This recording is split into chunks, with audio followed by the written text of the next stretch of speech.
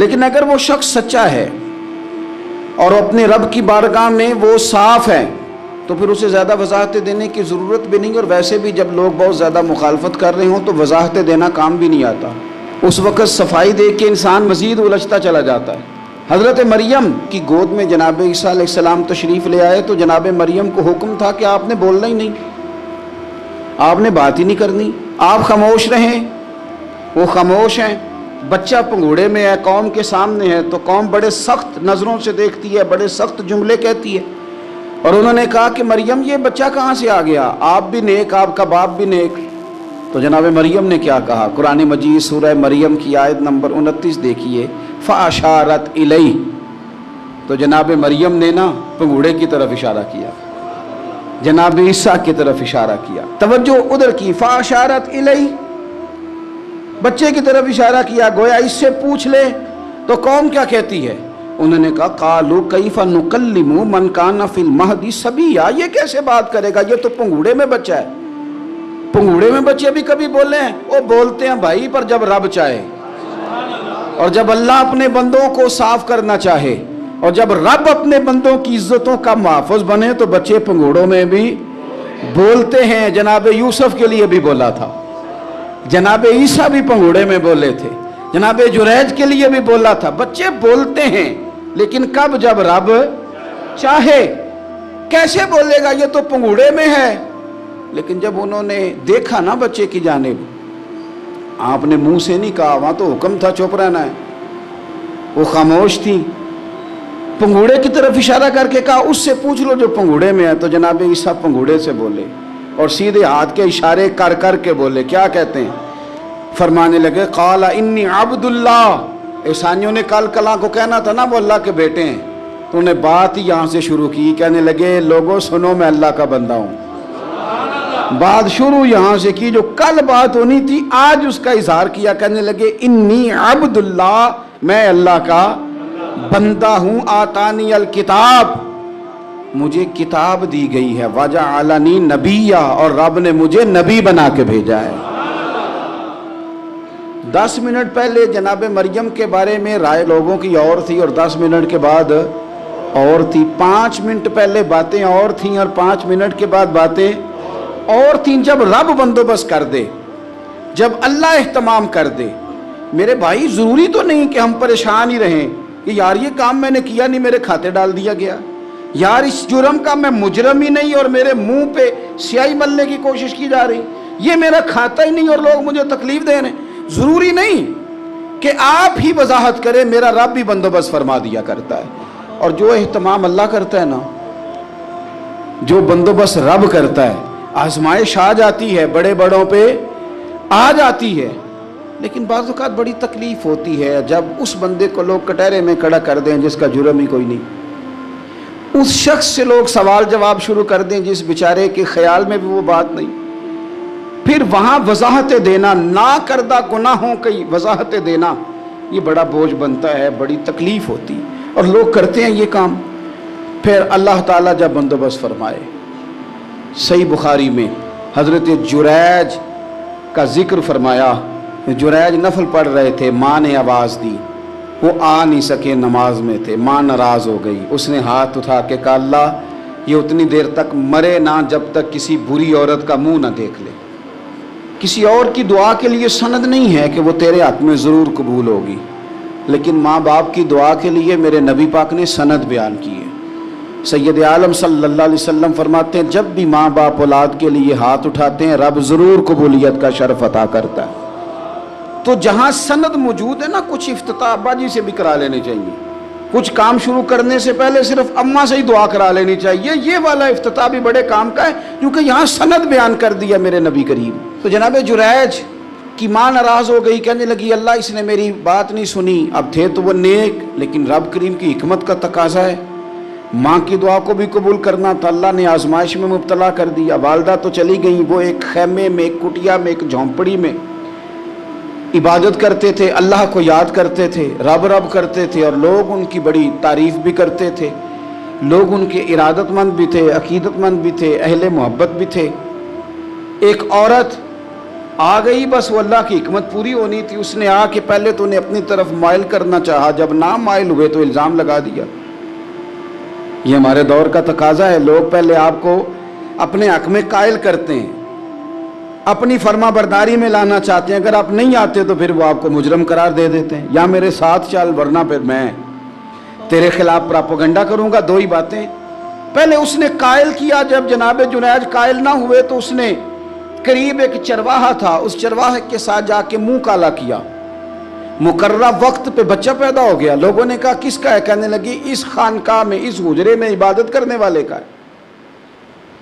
अगर किसी दीनदार पर जरा सा भी इल्जाम लग जाए तो आप यकीन करें कि बड़े बड़े खौफनाक लोग भी नेक हो जाते हैं। जिनका अपना सारा माजी काला स्याह हो वो भी उजालों के राहबर बन जाते हैं। जिनकी अपनी जुबानें सारी जिंदगी आलूदा रही हों वो भी बड़े बड़े आला सच बोलने लगते हैं। आला कच्चे मेरे मकान की दीवार क्या गिरी, लोगों ने तो मेरे सहन में रस्ते ही बना लिए।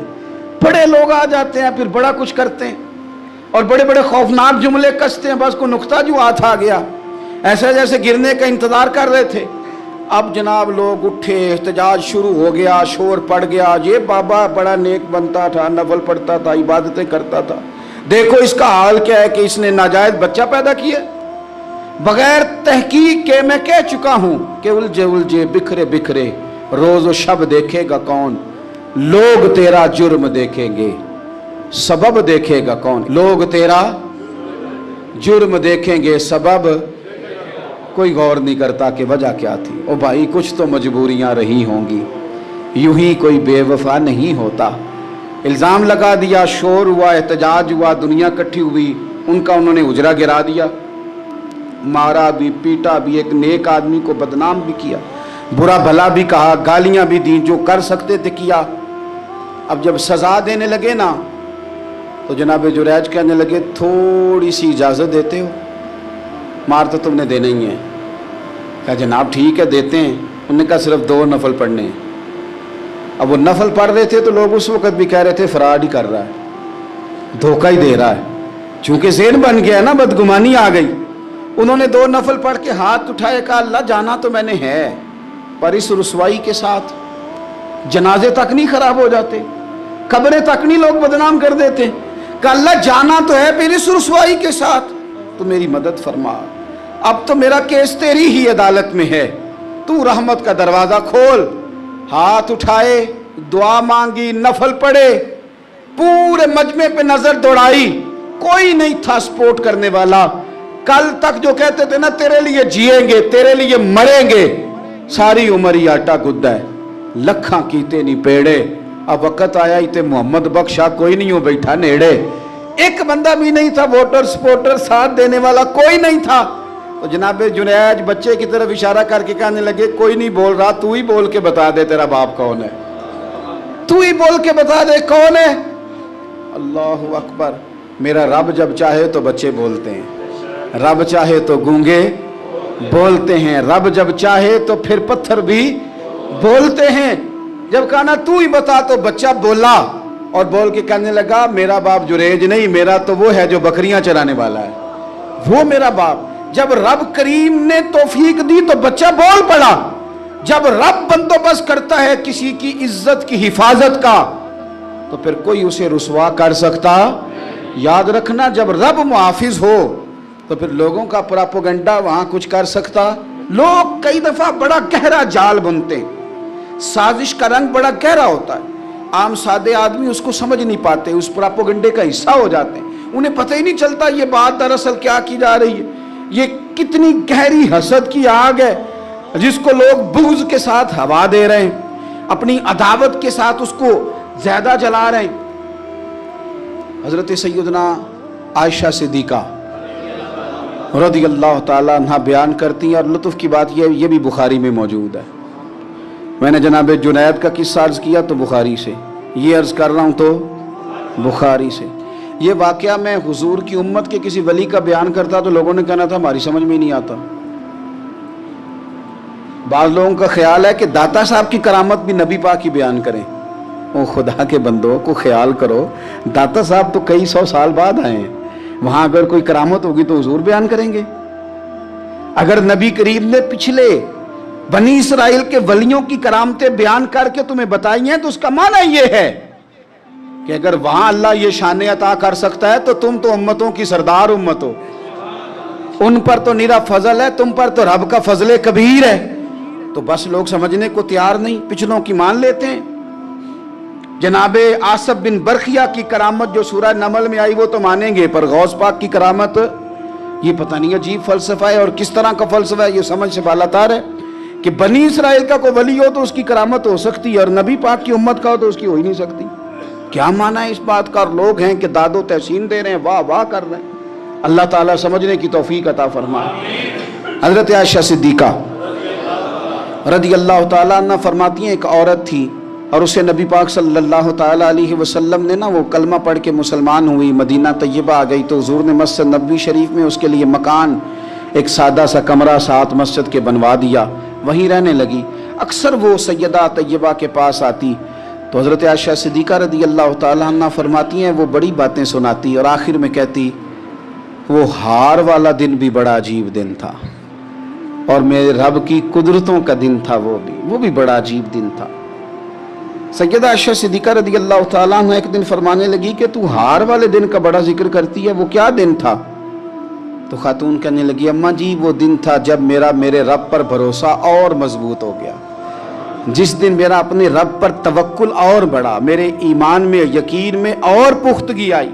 कहने लगी मैं एक घर की कनीज थी, नौकरानी थी, उस घर में एक बच्ची थी जिसके पास सोने चांदी हीरे जवाहरात का हार था। उस जमाने में ना चमड़े के ऊपर लोग हीरे जवाहरात लगाते थे, कई दफा सुर्ख रंग के चमड़े पे लगाए जाते थे। वो बच्ची पहनती थी तो कहती हूँ बच्ची के उसने उतार के रखा या उससे गिरा वो हार तो चील उसे उठा के ले गई गोश्त समझ के और मेरे सामने उठा के ले गई। घर वालों ने मुझसे पूछा, ये बुखारी में मौजूद है, घर वालों ने पूछा मुझसे कि वो हार कहाँ है तो मैंने कहा चील उठा के ले गई। घर में कुछ चोरी हो जाए तो सबसे पहला इल्ज़ाम किस पे लगता है? मुलाजिमीन पे। कहते उन्होंने मुझे बड़ा मारा, बड़ी तकलीफ थी, हत्ता कि मेरी शर्मगाह तक की तलाशी, मेरी इज्जत इतनी खराब की मैं बता नहीं सकती।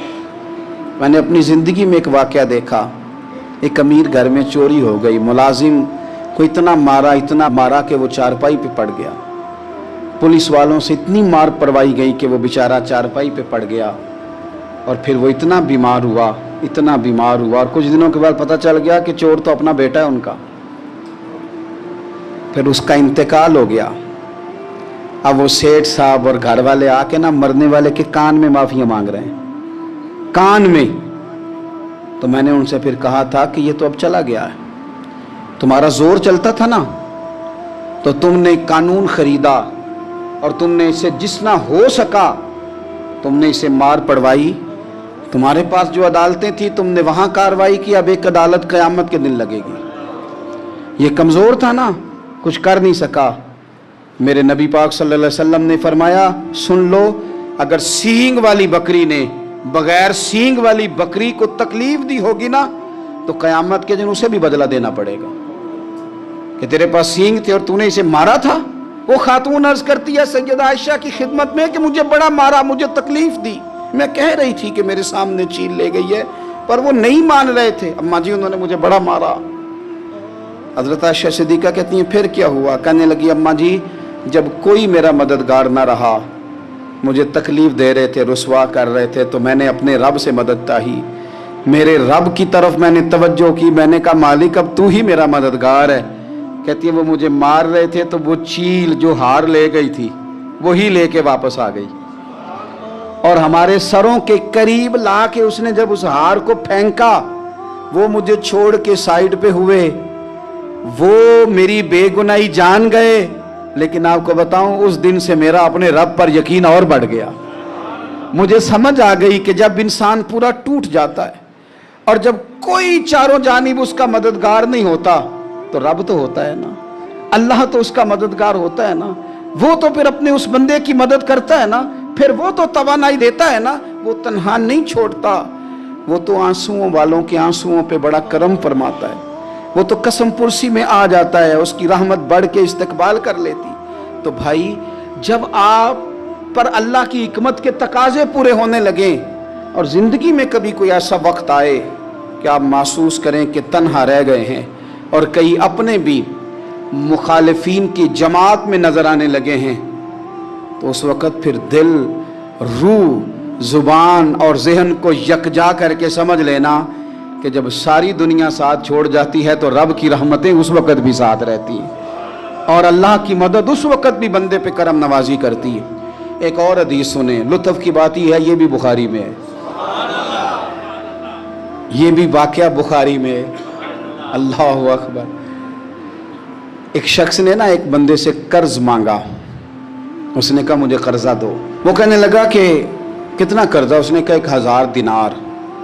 دینار سونے کا ہوتا تھا، درہم چاندی کا ہوتا تھا۔ 1000 دینار چاہیے۔ اس نے کہا کوئی گواہ ہے تیرے پاس؟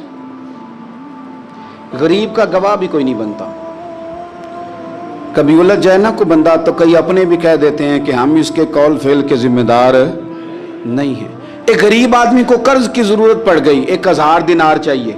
میں کہہ چکا ہوں کہ درہم چاندی کا ہوتا تھا، دینار سونے کا، اب 1000 دینار لینا ہے۔ تو جس بندے سے اس نے کہا، اگرچہ وہ نیک بندہ تھا، اس نے کہا یار 1000 دینار دے دو۔ تو کہنے لگا کوئی گواہ ہے تیرے پاس؟ وہ کہنے لگا غریبوں کا گواہ کون ہوتا ہے؟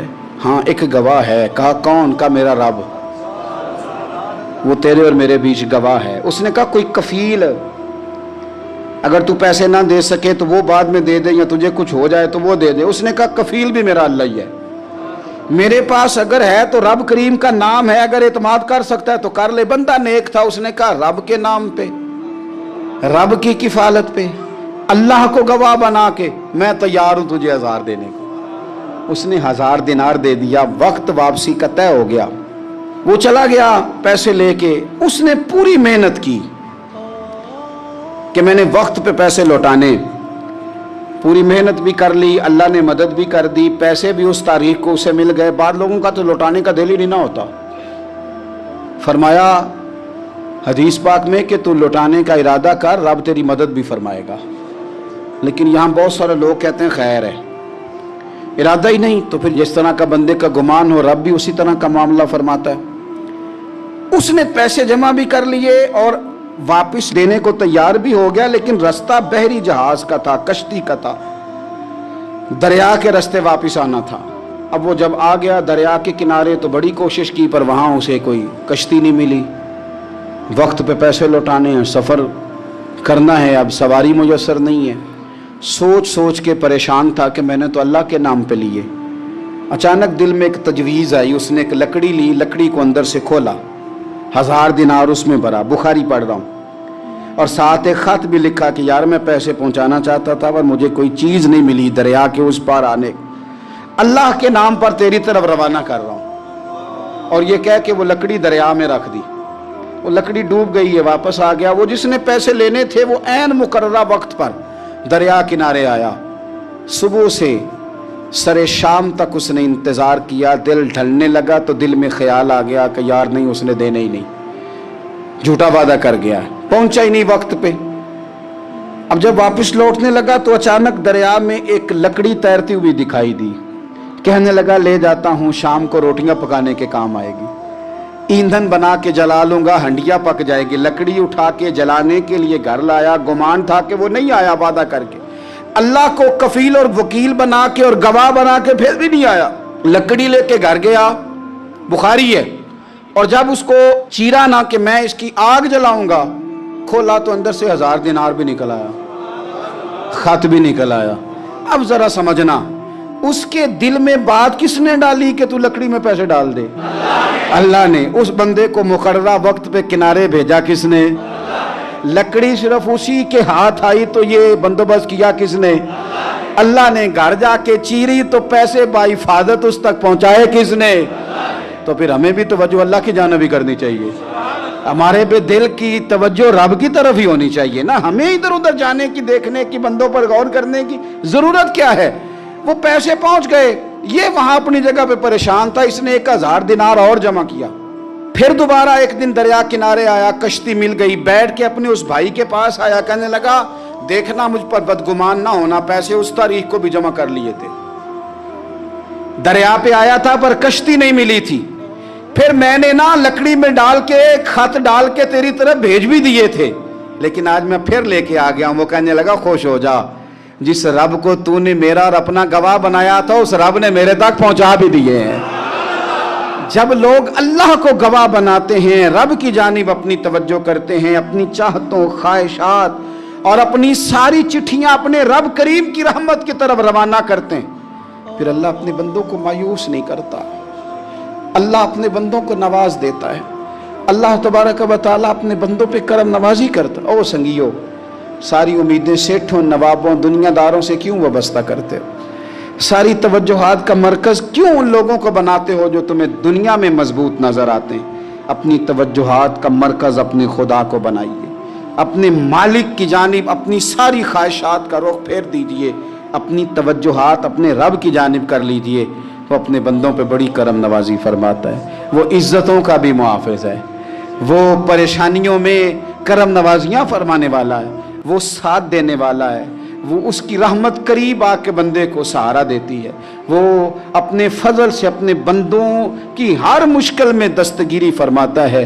اسیاں سے کبھی ہم نے کنارہ نہ کیا، اور تو نے بھی تو دل آزردہ ہمارا نہ کیا، ہم نے تو جہنم کی بہت کی تدبیر، پر مولا تیری رحمت نے گوارا نہ کیا۔ عدل کریں تے تھر تھر کمبن، اچیاں شانہ والے، تجھے تو فضل کریں تے بخشے جامن، میرے جے منہ کالے۔ آخر دعوایا ان الحمدللہ رب العالمین۔